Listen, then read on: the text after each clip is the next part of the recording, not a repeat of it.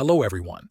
In this video, I will show you how to install Visual Studio Code on a Windows 11 computer. First, open your web browser. In the address bar at the top, type code.visualstudio.com and press the Enter key. This will take you to the official Visual Studio Code website. On the home page, you will see a download button. Click on it. Since we are using Windows 11, it should say Download for Windows. Click on this button and the setup file will start downloading. Once the download finishes, go to your Downloads folder. Find the file that starts with VScode and ends with .x. Double-click this file to start the installation process. If a message appears asking if you want to allow this app to make changes to your device, click Yes. The setup wizard will now open. Follow the on-screen instructions.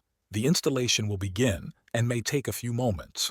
You have now successfully installed Visual Studio Code on Windows 11. Thanks for watching.